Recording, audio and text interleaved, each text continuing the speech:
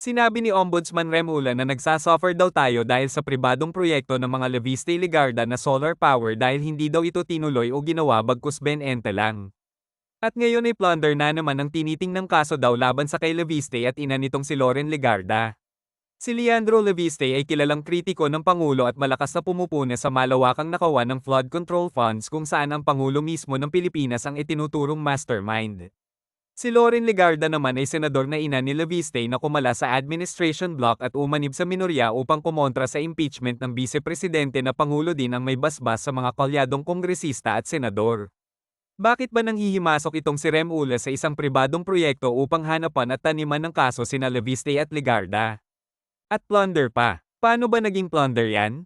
Dahil daw binigyan sila ng prangkisa. Kapag ba ang isang negosyo na binigyan ng prangkisa tulad ng isang bus halimbawa, ay tumirik sa daan at hindi na ihatid ang kanyang mga pasahero, ay agad mo nang sasampahan ng plunder dahil hindi niya nagampanan ang responsibilidad sa prangkisa? Ganito na lang ba kadali nila paglaruan at abusuhin ng kasong plunder? Samantalang ang totoong mga plunderers na ayon sa sangkatutak na testigo ay pinangungunahan ng mismong Pangulong BBM Marcos at pinsang nitong dating House Speaker Martin Romualdez sa pagnanakaw ng trilyones na flood control funds, ay tinatamad mag-embestiga itong si Remulla. Lagi lang nitong sinasabi na inihahanda na ang kaso o di kaya naman ay pinag-aaralan na ang pagsasampa ng kaso. Na para bang wala talagang balak kasuhan ni Remulla ang mga mastermind sa malawakang nakawan na ito, bagkus ay ang mga testigo ang kanyang kinakasuhan at yung mga nagsasalita laban sa pagnanakaw ng Pangulo ay kanyang tinataniman ng kaso.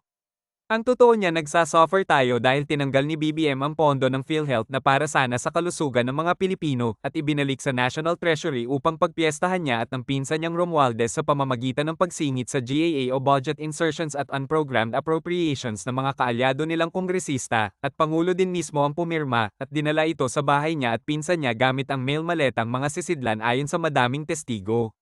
At ngayon ay ginagamit ni Remulla ang tanggapan ng ombudsman upang magsampa ng mga kung ano-anong mga kaso sa mga nasa minorya.